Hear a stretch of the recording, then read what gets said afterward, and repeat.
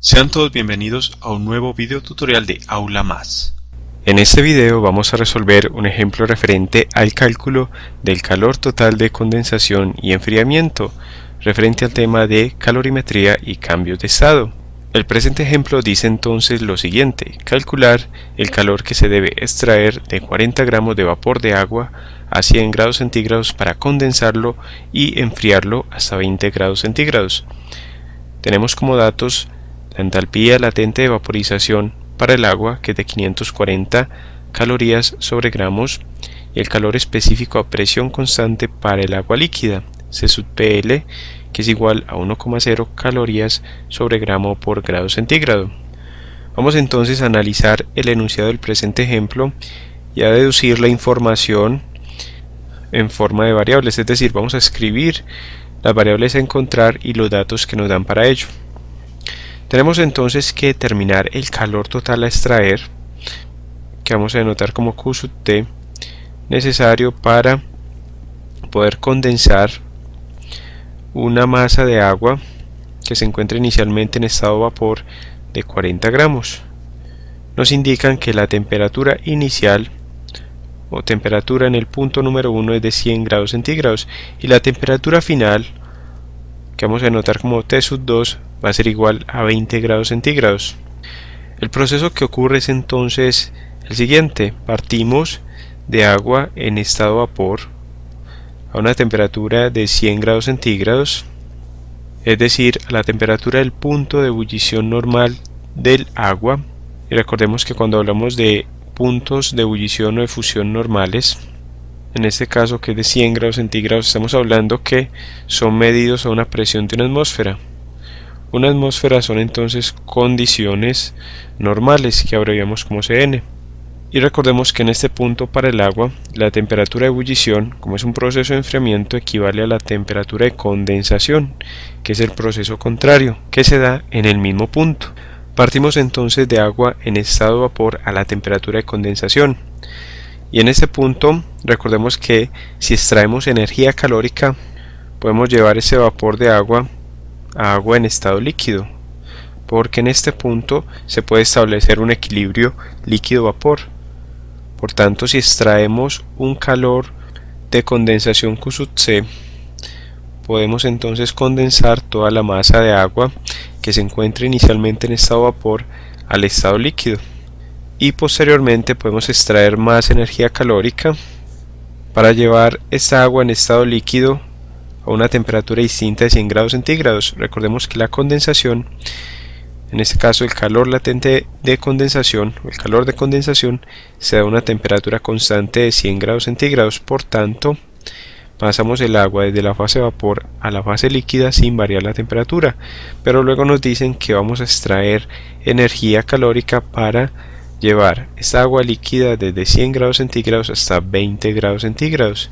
Por tanto, hablamos de un calor Q que se debe extraer para esta disminución de temperatura, que es un calor sensible, y por tanto decimos que el calor total a extraer Q sub T va a ser igual a la suma de estos dos calores, del calor de condensación más ese calor sensible para la disminución de temperatura del agua en estado líquido. Como esa disminución se da para el agua en estado líquido, vamos a denotar ese calor de disminución de temperatura como Q sub SL, para hacer referencia a un calor sensible que se extrae en la fase líquida para el agua. Esa es entonces nuestra expresión para hallar el calor total. Vamos a la curva de enfriamiento para analizar un poco mejor este proceso. En la curva de enfriamiento, observemos que esta es una curva general porque podríamos partir desde el vapor de agua a la temperatura T sub 1 por encima de la temperatura de condensación y efectuar un proceso de enfriamiento hasta llegar a una temperatura final T sub 2, temperatura que está por debajo de la temperatura de solidificación. Pero en el presente caso no tenemos que efectuar todo este proceso.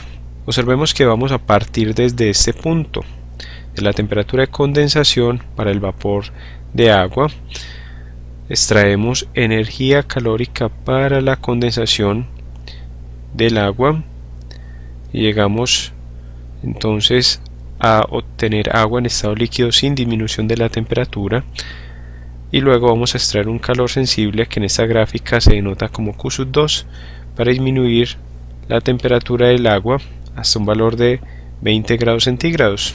Recordemos que la temperatura de condensación del agua es de 100 grados centígrados. Partimos entonces para extraer ese calor sensible desde 100 grados centígrados hasta 20 grados centígrados. Por tanto, de las expresiones aquí ilustradas en esta curva de enfriamiento, debemos utilizar la expresión número 3 para determinar el calor de condensación que se debe extraer para el cambio de fase de vapor a líquido y el calor sensible Q2 para la disminución de la temperatura desde 100 grados centígrados hasta 20 grados centígrados, denotado por la ecuación número 4.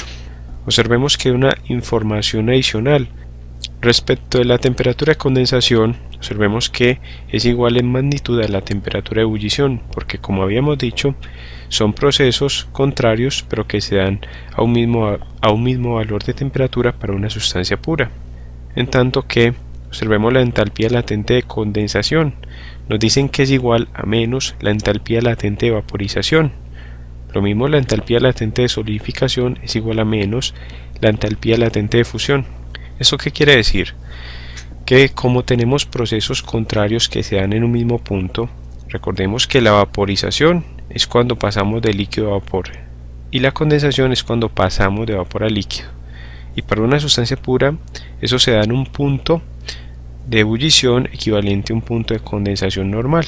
Por tanto, como conocemos la entalpía latente de vaporización, podemos decir que la entalpía latente de condensación va a ser igual a ese valor que nos dan de la entalpía latente de vaporización con signo negativo. Retornemos entonces con las ecuaciones 3 y 4, así como con la información dada para la entalpía latente de condensación al ejemplo que estamos desarrollando. Y escribimos entonces que el calor de condensación para esta masa de vapor de agua a condensar es igual a la masa por la entalpía latente de condensación. Asimismo, tenemos que el calor sensible que se debe extraer en la fase líquida Q(SL) viene a ser igual, de acuerdo con la expresión número 4. Recordemos que de acuerdo a la curva de enfriamiento, el calor de condensación viene indicado por la ecuación número 2 y el calor sensible para la disminución de la temperatura del agua en estado líquido viene dado por la ecuación número 4.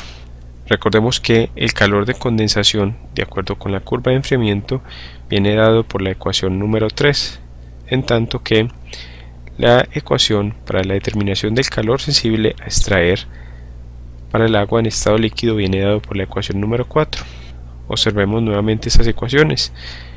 En la ecuación número 4, Q2 corresponde a ese calor sensible a extraer en la fase líquida. Observemos también la ecuación número 1.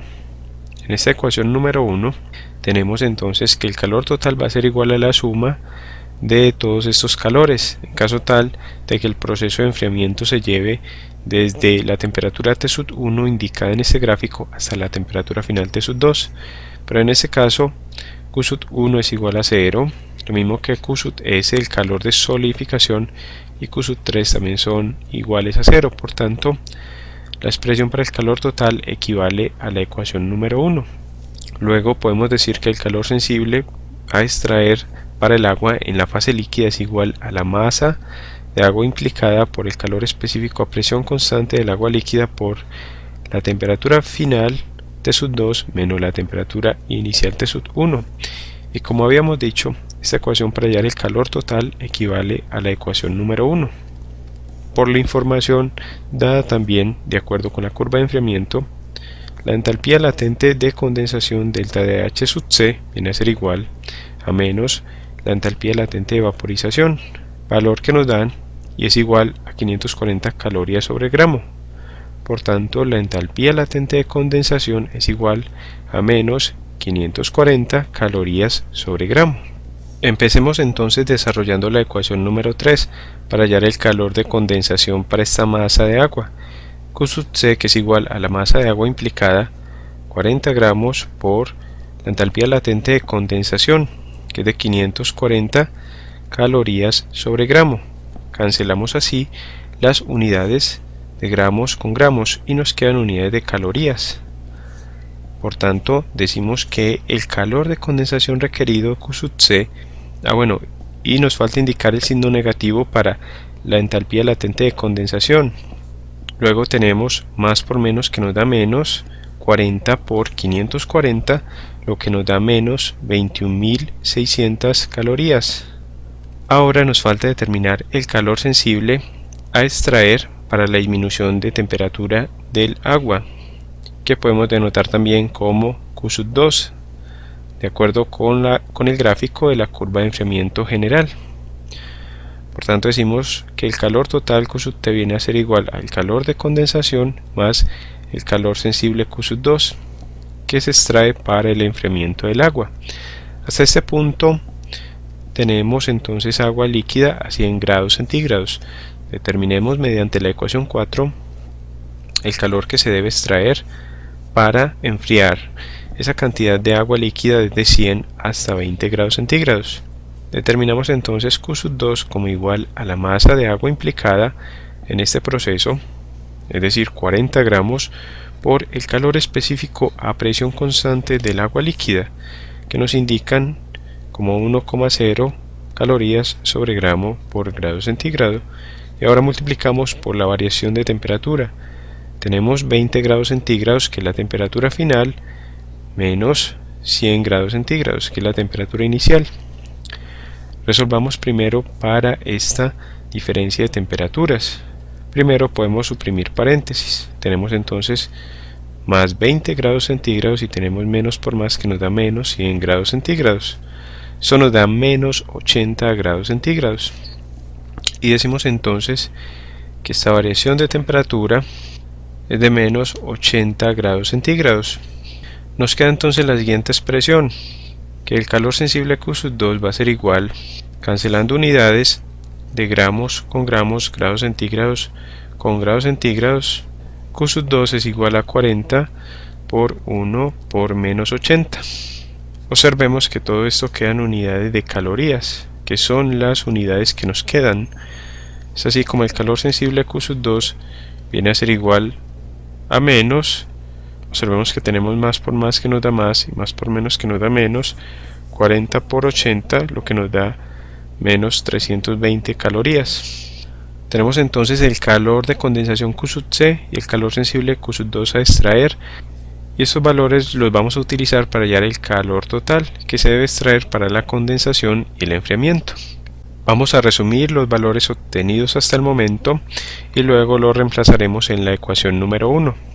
Reemplazando entonces en la ecuación número 1 tenemos entonces lo siguiente, que el calor total Q sub T es igual a la suma del calor de condensación, y escribimos dentro de paréntesis menos 21.600 calorías y sumamos el valor del calor sensible a extraer para el enfriamiento del agua desde 100 hasta 20 grados centígrados, que es de menos 320 calorías, valor que también indicamos dentro de paréntesis para mayor claridad. Es así como el calor total Q sub T viene a ser igual, suprimiendo paréntesis, a menos 21.600 calorías, y tenemos más por menos, que nos da menos 320 calorías. Sumando estos dos valores negativos tenemos que el calor total Q sub T viene a ser igual a menos 21.920 calorías. Observemos entonces que el signo negativo nos indica que se trata de un proceso exotérmico, es decir, que es una energía que se extrae del sistema para poder efectuar el enfriamiento y condensación. Con este resultado entonces concluimos el presente ejemplo referente al cálculo del calor total de condensación y de enfriamiento. Agradecemos su atención y los invitamos a que sigan estudiando nuestros videos referentes al tema de calorimetría y cambios de estado.